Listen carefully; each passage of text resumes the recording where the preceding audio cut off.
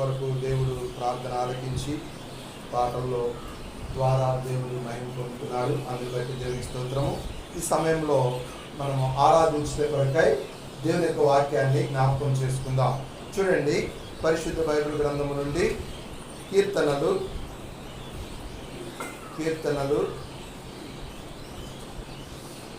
95వ కీర్తన, కీర్తనలు 95వ కీర్తన 7వ చరణం చదువుకుందాం. కీర్తనలు 95 7వ చరణం చదువుకుందాం. అందరము కలిసి చదువుదామండి. కీర్తనలు 95 7వ చరణము అందరము కలిసి చదువుకుందాం. రండి, నమస్కారం చేసి సాగిలపడదము, మనలను సృజించిన యెహోవా సన్నిధిని మోకరించెదము.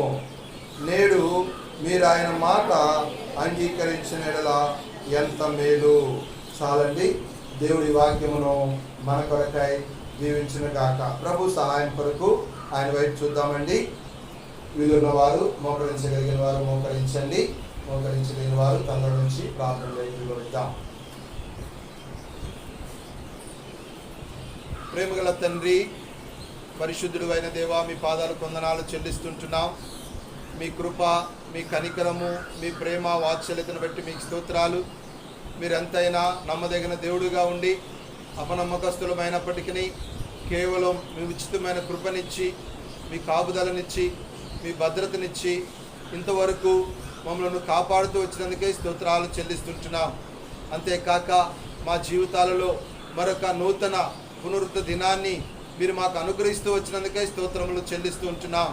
ఈ నూతన పునరుద్ధ దినమందు నీ బిడ్డలముగా నీ ఇంటిలో చేరి నిన్ను ఆరాధించుట కొరకై మీరు మమ్మల్ని జ్ఞాపకం చేసుకున్నందుకై స్తోత్రాలు, మమ్మల్ని తీసుకొచ్చినందుకై స్తోత్రాలు చెల్లిస్తున్నాం. ఇంతవరకు ప్రార్థన ఆలకించిన దేవుడు, పాటల ద్వారా మహిమ పొందుకున్నందుకై స్తోత్రాలు. మరి సమయంలో నన్ను ఆరాధించేవారు ఆత్మతోనూ సత్యముతోనూ ఆరాధించవలను, అట్టి వారిని నేను కోరుకుంటున్నానని సెలవిచ్చారు. అటువంటి మాట ప్రకారముగా మరి నిన్ను మేము ఆరాధించుట కొరకై మీరు మాకు అనుగ్రహించిన లేఖన భాగమును బట్టి వందనాలు చెల్లిస్తున్నాం. ఈ వాక్యము ద్వారా మీరే నాతో, మాతో, మా అందరితో మాట్లాడమని మీ సహాయం కోరుకుంటున్నాం. వినగలిగే చెవులు, గ్రహింపగలిగే మనసును మీరే మాకు అనుగ్రహించి కృప చూపించండి. తండ్రి, చదవబడిన వాక్యము ద్వారా మీరే మా అందరితో మాట్లాడి మహిమ, ఘనత, ప్రభావాలు పొందుకొనమని, వచ్చిన వారందరిని బట్టి మీకు స్తోత్రాలు. రావాల్సిన వారిని కూడా మీరే జ్ఞాపకం చేసుకొని సకాలంలో క్షేమంగా నడిపించమని ప్రార్థిస్తూ, అల్పుడను బలహీన నన్ను కూడా మీరు జ్ఞాపకం చేసుకొని చక్కని ప్రయాణం అనుగ్రహించి క్షేమంగా తీసుకొచ్చినందుకే వందనములు చెల్లిస్తూ మహిమ, ఘనత, ప్రభావాలు మీకే ఆరోపించుకుంటూ విశ్వాసముతో యేసు ప్రభు పేరట వేడుకొనుచున్నాము తండ్రి. ఆమేన్.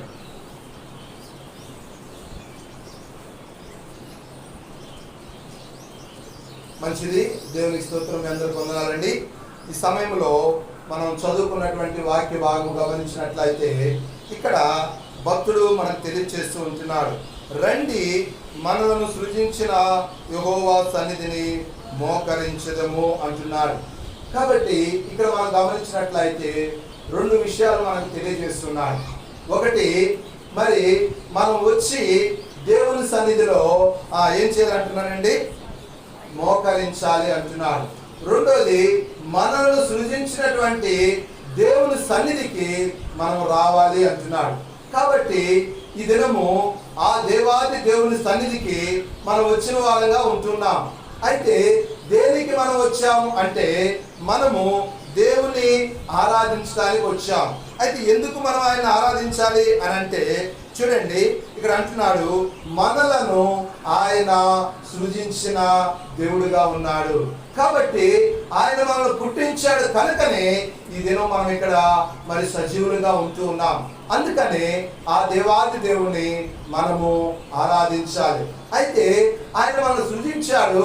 ఎవరైనా, ఎటువంటి దేవుడు, ఏం చేశాడు మన జీవితంలో అనే విషయాలు కనుక మనం ఆలోచిస్తే, ఆయన మరి ఎటువంటి దేవుడో, ఆయన ఏం చేశాడో కొన్ని విషయాలు మనం జ్ఞాపకం చేసుకొని ఈ దినము ప్రభువును ఆరాధించే వారంగా ఉండాలని భక్తుడు ఈ వాక్యం ద్వారా మనకు జ్ఞాపకం చేస్తున్నాడు. కాబట్టి చూడండి, కీర్తనల గ్రంథము 95వ కీర్తన 95వ కీర్తన 3వ చరణం చదువుకుందాం. యెహోవా మహాదేవుడు. చాలండి. ఇక్కడ ఆయన ఆరాధించాలి, ఆయన సన్నిధిని మోకరించాలి, ఆయన సన్నిధికి రండి అని పిలుస్తున్నాడు. ఎందుకయ్యా? ఎవరు ఆయన అంటే ఆయన మనల్ని సృజించాడు. ఆ సృజించిన దేవుడు ఎవరు అంటే మహాదేవుడు. ఎవరంటే ఆయన మహాదేవుడు. దేవతలందరికంటే గొప్పవాడు ఆయన. ఇంకా ఆయన మించినటువంటి దేవుడు లేడు. ఆయన ఒక్కడే దేవుడు. కాబట్టి ఆయనే ఎవరంటే మహాదేవుడు అని భక్తులు జ్ఞాపకం చేస్తున్నారు. చూడండి, ద్వితీయోపదేశ కాండము 10వ అధ్యాయము 17వ వచనం చదువుకుందాం. ద్వితీయోపదేశ కాండము 10వ అధ్యాయము. ఏలయనగా నీ దేవుడైన యెహోవా పరమదేవుడును పరమ ప్రభుడునై ఉన్నాడు. ఆయనే మహాదేవుడు, పరాక్రమవంతుడు, భయంకరుడైన దేవుడు. ఆయన నరుల ముఖమును లక్ష్య పెట్టడు, లంచము పుచ్చుకొనడు. కాబట్టి ఇక్కడ మనం గమనించినట్లయితే ఆయన మహాదేవుడు, పరాక్రమం కలిగినటువంటి ప్రభువు. ఆయనే పరాక్రమవంతుడైనటువంటి దేవుడు. అయితే ఆ దేవుడు ఏం చేశాడు మనకు అని కనుక మనం ఆలోచిస్తే అక్కడ 18వ వచనం చదువు.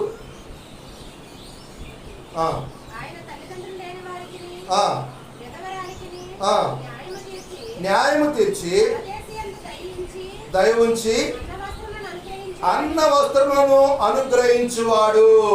చాలండి. కాబట్టి ఈయన పరాక్రమ కలిగినటువంటి దేవుడు, మహాదేవుడుగా మనకుండి ఈ లోకములో జీవించినంత కాలము కూడా ఆయన మనకి ఏమిస్తున్నాడంటే అండి అన్నవస్త్రములు. అంటే ఈ లోకంలో జీవిస్తున్నప్పుడు మనకు కావలసినటువంటి ఆహారం ఇస్తూ ఉంటున్నాడు. అంతేకాదు పరలోకానికి మనం సిద్ధపడేటు కొరకై ఆయన మనకు జీవాహారముగా దేవుని వాక్యాన్ని మనకు అనుగ్రహిస్తూ ఉన్నాడు. కాబట్టి ఆ దేవుణ్ణి ఈ దినము మనము ఆరాధించాలి. ఆ దేవుణ్ణి ఈ దినము మనము స్తుతించాలి. ఆ దేవుణ్ణి ఈ దినం మనం ఏం చేయాలండి? మహిమపరచాలి. కాబట్టి రండి, మనము మనం సృజించినటువంటి యెహోవా సన్నిధిని మోకరించుదాము. ఈ యెహోవా ఎవరు అంటే మహాదేవుడు. ఆయన ఏం చేస్తాడు అంటే మన జీవితంలో అన్న వస్త్రములను మనకు అనుగ్రహించి ఏ లోటు లేకుండా, అంతేకాదు పరలోకాన్ని కూడా మనం సిద్ధపరచు కొరకై ఆయన ప్రతి దినము దేవుని యొక్క వాక్యాన్ని ఆయన మనకు అనుగ్రహిస్తూ ఉన్నాడు. అందును బట్టి దేవానికి కృతజ్ఞతాస్తుతులు చెల్లిస్తూ ఉన్నారని, ఇదేను మనం దేవుని ఆరాధించే వారంగా ఉండాలని భక్తులు జ్ఞాపకం చేస్తూ ఉన్నాడు. రెండోదిగా మనం గమనించినట్లయితే చూడండి, కీర్తన 95:3 చరణం చదవక. యెహోవా మహాదేవుడు దేవతలందరికీ పైన మహాత్యము గల దేవుడు. రెండోదిగా మనం చూసినట్లయితే ఆయన ఎవరు అంటే దేవతలందరికీ పైన మహాత్యము కలిగిన దేవుడు. అంటే మహాత్యము, మహిమ కార్యములు జరిగించేటువంటి దేవుడు ఆయన ఒక్కడే. ఈ లోకంలో ఉన్నవారు కొన్ని మహత్కార్యాలు చేశారు, అంతవరకే. కానీ ఈ దేవాది దేవుడు, మహాదేవుడు, మహాత్యము కలిగినటువంటి దేవుడు ఎంత గొప్ప అద్భుత కార్యములు చేస్తూ వచ్చాడో ఇశ్రాయేలు ప్రజల పట్ల మనం గమనించినట్లయితే ఎన్నో సార్లు మనం వింటూ వచ్చాం. వారిని నడిపిస్తూ వచ్చాడంట. ఎన్ని సంవత్సరాలండి అరణ్యంలో నడిపించింది? 40 సంవత్సరాలు నడిపిస్తే వారు ఐగుప్తులో నుంచి వచ్చినప్పుడు వేసుకున్నటువంటి చెప్పులు, తొడుక్కున్నటువంటి బట్టలు ఏమైంది అంటే ఈ 40 సంవత్సరాలు కూడా అవి చినగలేదంట, మాయలేదంట, చెప్పులు కూడా తెగిపోలేదంట. జరిగే పనేనండి ఇది. 2 సంవత్సరాల బిడ్డకు ఇప్పుడు చెప్పులు కూడా కొనేస్తున్నారు. ఆ పిల్లవాడికి చెప్పులు కొంటే ఎన్ని రోజులు ఉంచుతారండి? అవి 6 నెలల లేకపోతే సంవత్సరం దాకా ఉంచుతారు. తర్వాత మళ్ళా వేరే జత కొనాలి. ఎందుకని? మొన్న కదక్క కొన్నావు అంటే ఏమంటామండి? అవి చిన్నవి అయిపోయినవి, చాలవు. చూసారా? 1 సంవత్సరానికే మనం గమనించినట్లయితే అవి సరిపోవు. కానీ 40 సంవత్సరాలు వారి జీవితంలో వారు వేసుకున్న బట్టలు, వారు తొడుక్కున్న చెప్పులు తెగిపోలేదు, పాతగిల్లలేదు, చినగలేదు. పైగా నేను అనుకుంటాను వారు పెరుగుతూ ఉంటే ఏమైనాయండి, ఆ బట్టలు కూడా సాగుతూ ఉన్నాయేమో. ఎంత ఆశ్చర్యము, ఎంత మహత్కార్యం అండి అది.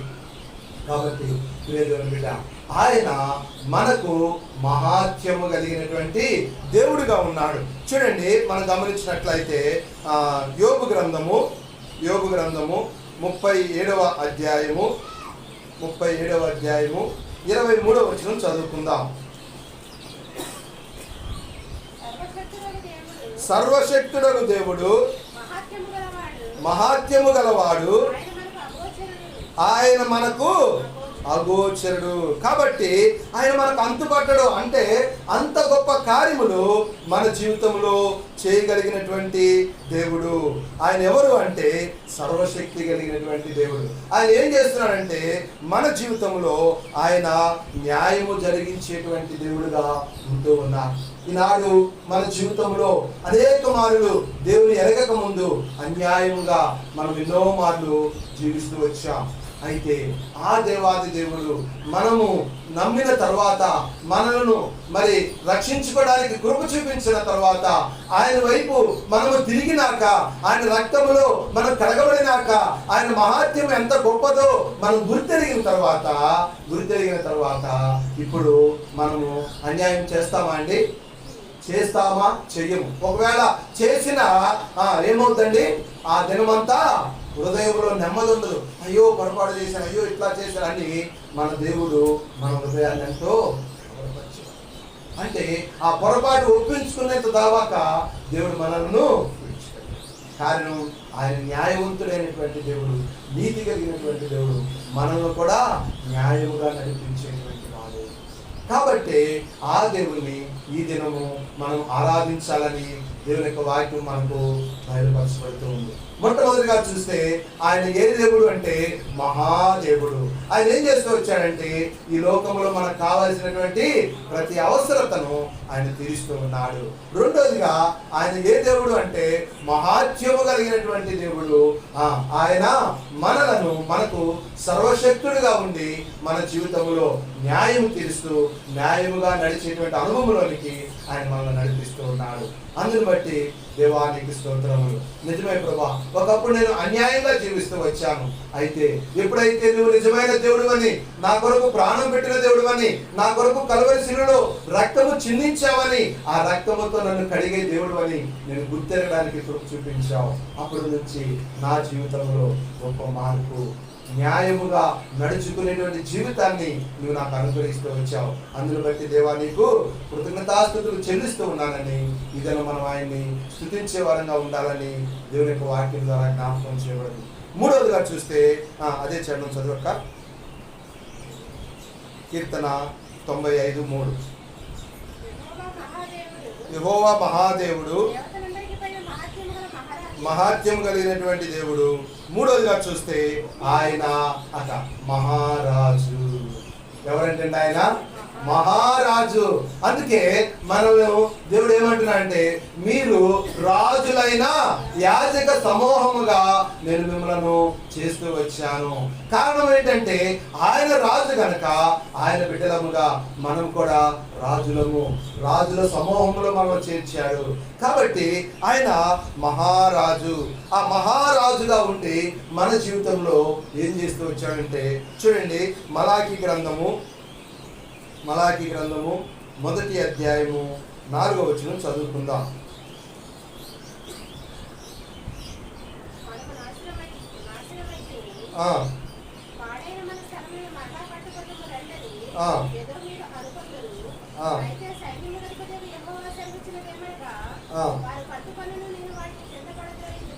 చాలంట. తర్వాత 14 చూద్దాం.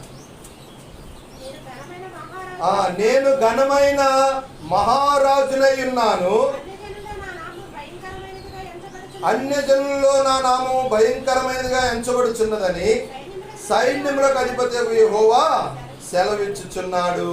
కాబట్టి ఇక్కడ ఈయన ఎటువంటి దేవుడు అంటండి? మహారాజు. ఈ మహారాజు ఎటువంటి దేవుడుగా మన జీవితంలో ఏం చేస్తూ వచ్చాయంటే ఇందాక మనం పాట పాడుకుంటున్నాం, ఘనమైన నా ప్రభువా నీ రక్త ప్రభావమునా నా హృదయము కడిగితివి, నీకే నా స్తుతి ఘనత. నా హృదయము కడిగితివి, నీకే నా స్తుతి ఘనత. కీర్తింతును నా ప్రభుని జీవకాలమెల్లా, ప్రభు యేసుని కృతజ్ఞతతో స్తుతించెదను, కృతజ్ఞతతో స్తుతించెదను. కాబట్టి ఆయన ఘనమైనటువంటి దేవుడు. ఆ ఘనమైనటువంటి దేవుడు నీ కొరకు నా కొరకై మనలను గనులుగా చేయాలని, మనలను ఘనపరచాలని ఆయన ఏం చేస్తూ వచ్చాడంటే ఘనహీనుడుగా ఆ కలువరి శిలువలో వేలాడుతూ వచ్చాడు. కాళ్ళకు మేకు, చేతుల్లో మేకులు, ప్రక్కలో గల్లుపోటు, ఇంకేం చేశారండి, తలకు ముళ్ళ కిరీటం. అంతేనా అంటే కాలు నుంచి ముఖం మీద ఉమ్మి వేశాడు. ఎంత భయంకరం! ఆయన ఎవరండి? నిజానికి మహారాజు. మహారాజు అయ్యుండి నీ కొరకు నా కొరకై ఆయన ఏం చేస్తూ వచ్చాడండి? అన్ని శ్రమలు అనుభవిస్తూ వచ్చాడు, అవమానం పొందుతూ వచ్చాడు. ఎందుకో తెలుసా? నిన్ను నన్ను మనలను ఘనపరచాలి. ఆయన ఘనమైనటువంటి దేవుడిగా ఉంది నిన్ను నన్ను ఘనపరచాలని ఆయన ఉద్దేశం. కాబట్టి ఆ ఘనమైనటువంటి దేవుడిని అయా నిజమేనవా, ఒకప్పుడు నేను ఈ లోకంలో ఉంటే, నేను వెళుతూ ఉంటే, అయ్యో పలానా వ్యక్తి గయ్యాలి, అయ్యో పలానా వ్యక్తి త్రాగుబోతు, కానీ ఇప్పుడు నీ రక్తములో కడగబడినాక, నిజమైన దేవుడు అని నిన్ను అంగీకరించినాక అనేకులు నన్ను ఏం చేస్తున్నారండి? ఏం చేస్తున్నారు? మనల్ని అన్న ప్రైజ్లా, అక్క ప్రైజ్లా అంటే ఏమవుతుంది? అక్కడ ఘనపరచబడుతున్నా, దేవునికి మహిమ వస్తుంది, మనల్ని గౌరవిస్తున్నాం. ఎంత గొప్ప కార్యం! కాబట్టి ఆయన మహారాజు, ఘనమైనటువంటి దేవుడుగా ఉంది నిన్ను నన్ను ఘనపరచుకోవడానికి ఈ లోకానికి వచ్చి ఘనహీనుడుగా ఆయన వాడుగా ఆలోచించేవాడు. ఆయన ఆలోచిస్తే నువ్వు మౌనంగా ఉన్నావు. ఆయన వైపు తిరిగి ఆయన ఎందుకు విశ్వాసం ఉంచి ఆయన రక్తంలో కడగబడి ఆయన సన్నిధిలో చేరి నిత్యము ఆయన్ని స్తుతిస్తూ ఉంటావు. కాబట్టి ప్రేమగా ఈ దినము మనం ఆయన ఆరాధించాలి. ఎందుకంటే ఆయన మహా దేవుడు, రెండోది మహాత్యము కలిగిన దేవుడు, మూడోది మహారాజు. నాలుగోదిగా మనం చూస్తే చూడండి, నాలుగోదిగా మనం గమనించినట్లయితే కీర్తనలు 95వ కీర్తన 6వ చరణం చదువుకుందాం. ఆయన మన దేవుడు, ఆయన మనం పాలించు ప్రజలము, ఆయన మేపు గొర్రెలము. చాలండి. ఇక్కడ మనం గమనించినట్లయితే ఇది ఎన్నోది అండి? నాలుగోదిగా ఆయన మన దేవుడు. ఎవరంటండి ఆయన? ఆయన మన దేవుడండి. ఘనముగా ఎక్కడికి వెళ్ళినా ఎంతమందిలోనైనా చెప్పవచ్చు. కారణం ఎందుకంటే ఆయన మన కొరకు చేసిన త్యాగము ఈ లోకంలో ఎవ్వరూ చేయలేరు.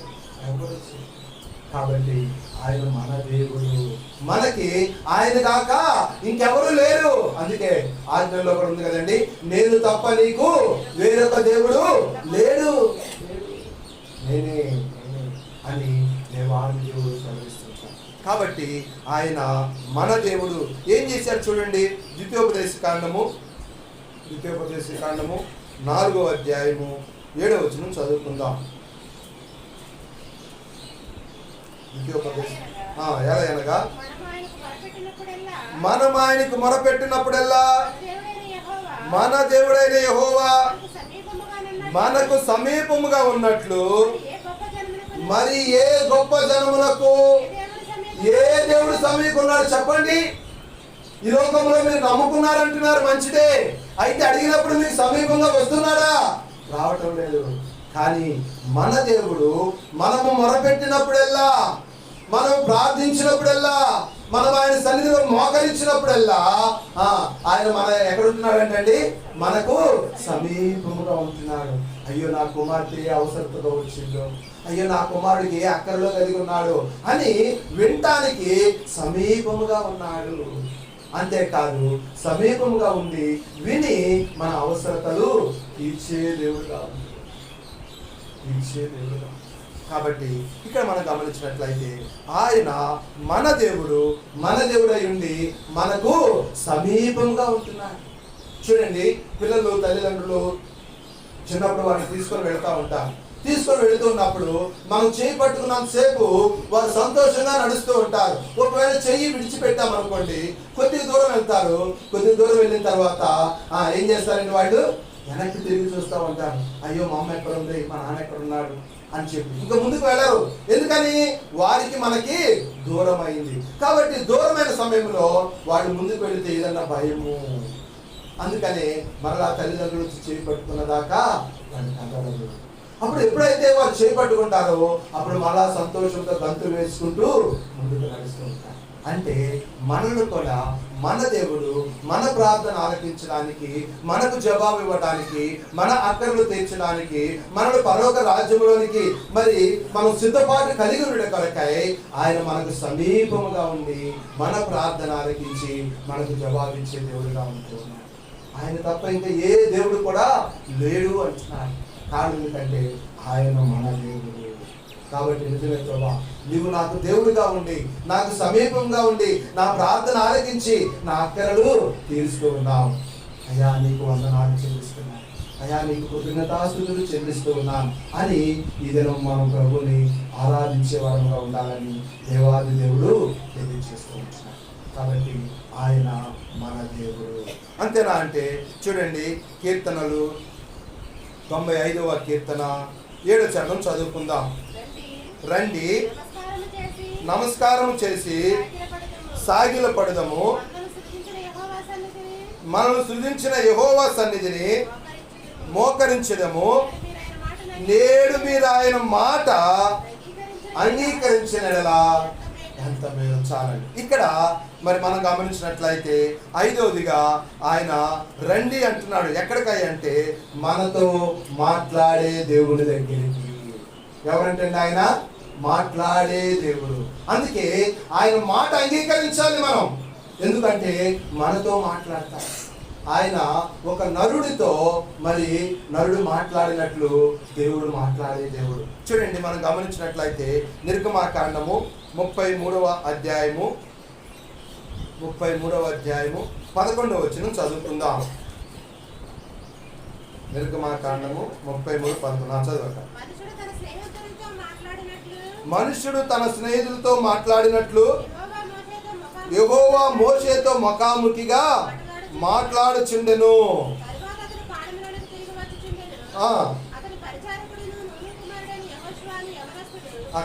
ఇక్కడ మనం గమనించినట్లయితే దేవుడు అంట ముఖాముఖిగా ఇద్దరు ఎదురు బదులు కూర్చొని ఎలా మాట్లాడుకుంటున్నారో అలాగున దేవుడు మోషేతో మాట్లాడుతూ వచ్చాడు. ఈనాడు నీవు నేను కూడా ఆయన ఎందుకు విశ్వాసం ఇచ్చిన బిడ్డలముగా, ఆయన కొరకు జీవించే వాళ్ళముగా, ఆయన రక్తంలో కడగబడినటువంటి వాళ్ళముగా ఆయన సన్నిధిలో మోకరిస్తే, ఆయన ఆరాధిస్తూ ఉంటే, ఆయన వాక్యాన్ని ధ్యానిస్తూ ఉంటే, ఆయన సన్నిధిలో గడుపుతూ ఉంటే దేవుడు కూడా ఏం చేస్తాడంటే మనతో కూడా మాట్లాడుతూ ఉంటాడు. ఆనాడు మోషేతో మాట్లాడిన దేవుడు ఈనాడు నీతో నాతో కూడా దేవుడు వాక్యం ద్వారా మాట్లాడుతూ ఉంటున్నాడు. కాబట్టి ఆయన మాట్లాడే దేవుడు. మాట్లాడినప్పుడు ఏమైంది చూడండి, అదే నిర్గమాకాండము 34:29 వచనం చదువుకుందాం. మోషే సీనాయి కొండ దిగుచుండగా ఉండెను. అతడు ఆ కొండ దిగుచుండగా ఆయన అతనితో మాట్లాడుచున్నప్పుడు. అదండి, చాలండి. ఇక్కడ దేవుడు మాట్లాడుతూ ఉంటున్నప్పుడు ఏమైందంటే ముఖము ప్రకాశించుచున్నాడు. ఈనాడు మనం గమనించినట్లయితే ఒకప్పుడు దేవుని ఎరగక ముందు మన ముఖం ఎలా ఉంది? ఇప్పుడు దేవుడిని ఎరిగిన తర్వాత మన ముఖం ఎలా ఉంది? అయ్యో, ఆ వ్యక్తిని చూస్తుంటే ఎలా ఉంది? నిజంగా దేవుని బిడ్డలాగా ఉన్నాడేమో, దేవుని నమ్ముకున్నాడేమో అని చెప్పి కొన్నిసార్లు మనం తెలవని వ్యక్తుల గురించి అనేవారంగా ఉంటాం. కారణం ఏమిటంటే ఆ వ్యక్తిలో దేవుని యొక్క వెలుగు కనబడుతూ ఉంది.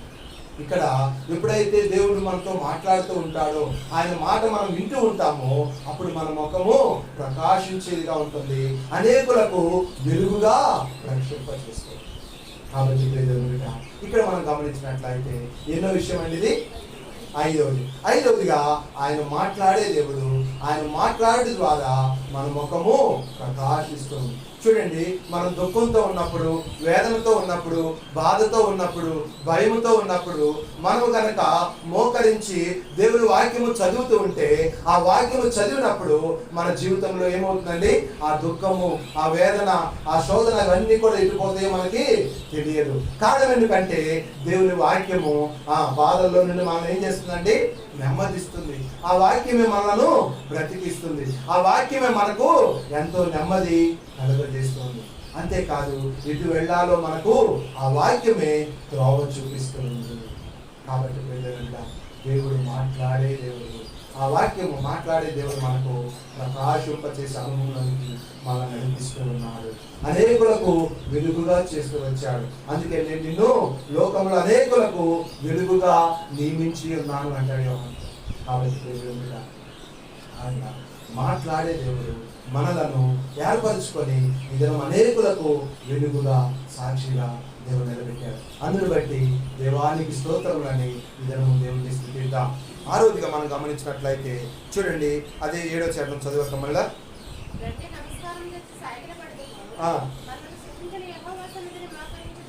మనల్ని సృజించిన యెహోవా సన్నిధిని మోకరించెదము.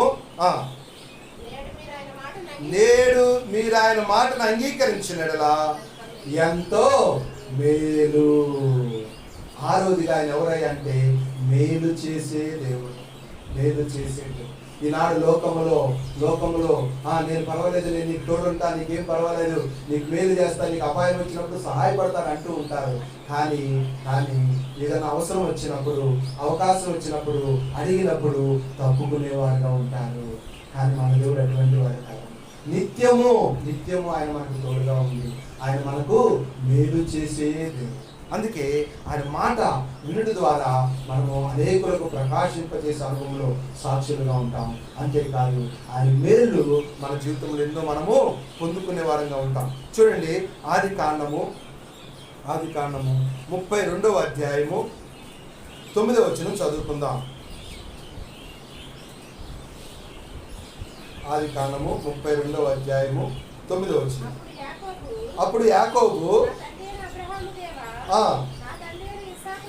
ఇస్సాకు దేవా,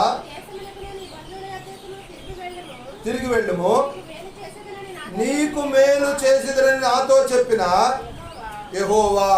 తర్వాత 12 చదవక,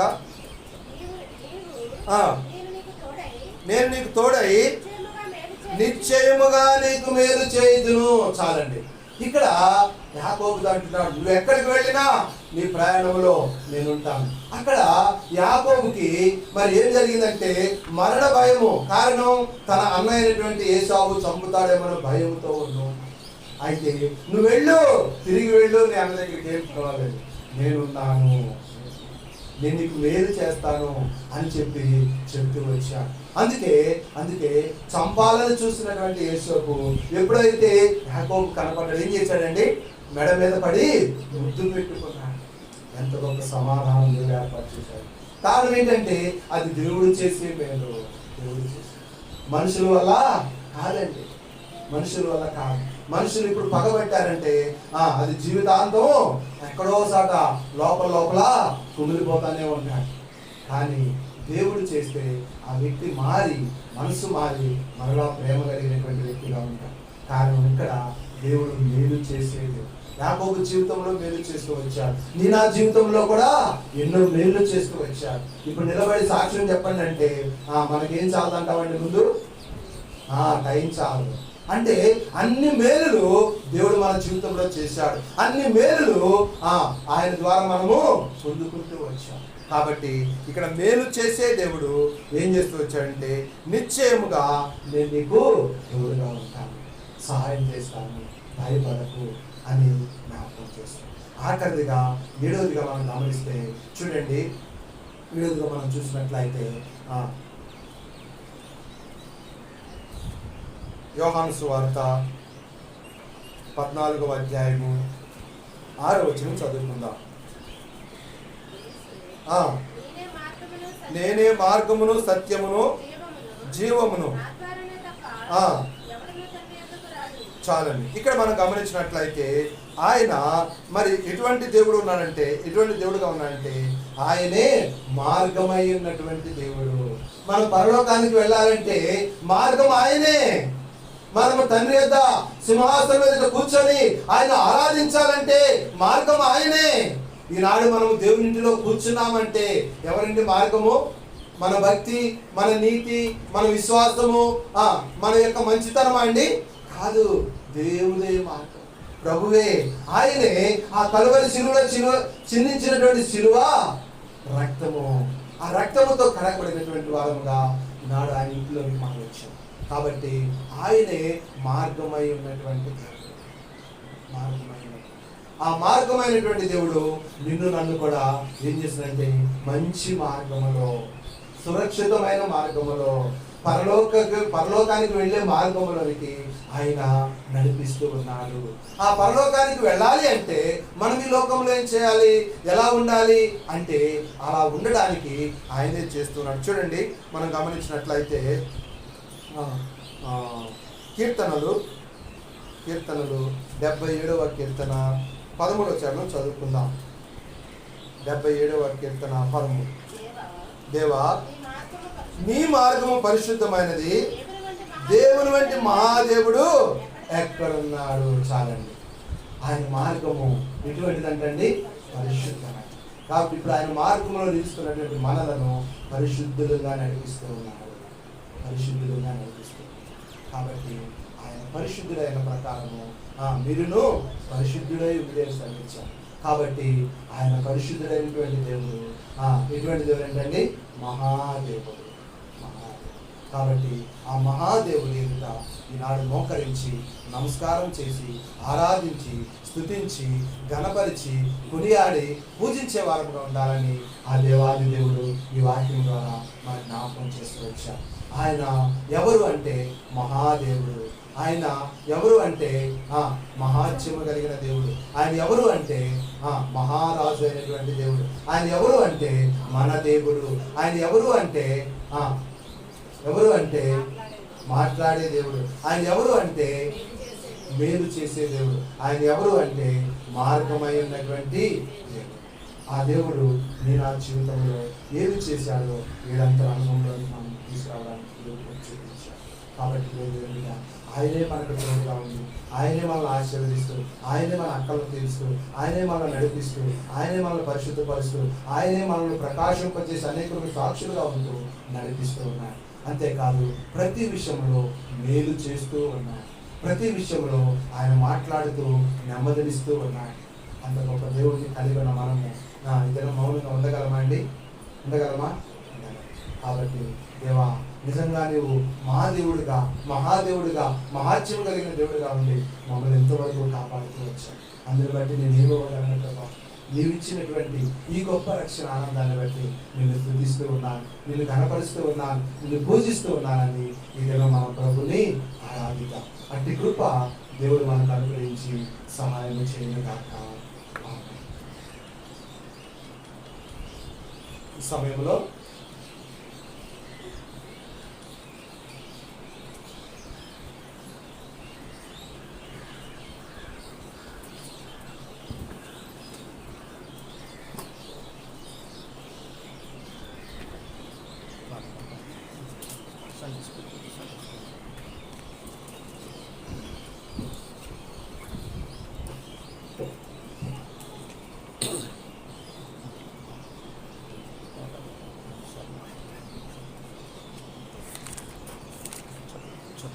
పాట సంఖ్య 168, పెద్ద పాటల పుస్తకం అయితే 210. పల్లవి మొదటి 2 చరణాలు పాడుకుందాం. పల్లవి మొదటి 2 చరణాలు, పాట సంఖ్య 168. యెహోవా మహాత్యం గొప్పది ఎంతో, యెహోవా మహాత్యం గొప్పది ఎంతో, గ్రహింపసాధ్యము కానిది, గ్రహింపసాధ్యము సాఖ్యము కానిది. పరలోక సైన్యమా పరమ తండ్రి మహిమను, పరలోక సైన్యమా పరమ తండ్రి మహిమను, పరక్రమ క్రియలు తెలిపేదాము రండి, పరక్రమ క్రియలు తెలిపేదాము రండి. పరిశుద్ధ దేవుని గొప్ప కార్యములు, పరిశుద్ధ దేవుని గొప్ప కార్యములు, పరిశుద్ధ కార్యము ప్రకటించుము, పరిశుద్ధ కార్యము ప్రకటించుము. యెహోవా మహాత్మ్యము గొప్పది ఎంతో, యెహోవా మహాత్మ్యము గొప్పది ఎంతో, గ్రహింపసాధ్యము కానిది, గ్రహింపసాధ్యము కానిది. మహాత్మ్యము కలిగిన దేవుడను తెంచెను, మహాత్మ్యము కలిగిన దేవుడను తెంచెను, మహిమను విడచి నరుడుగా జన్మించెను, మహిమను విడచి నరుడుగా జన్మించెను. సిలువలో సాతానును జయించెను, సిలువలో సాతానును జయించెను. మరణముగా రక్షణ కలిగెను, మరణముగా రక్షణ కలిగెను. యెహోవా మహాత్మ్యము గొప్పది ఎంతో, యెహోవా మహాత్మ్యము గొప్పది ఎంతో, గ్రహింపసాధ్యము కానిది, గ్రహింపసాధ్యము కానిది.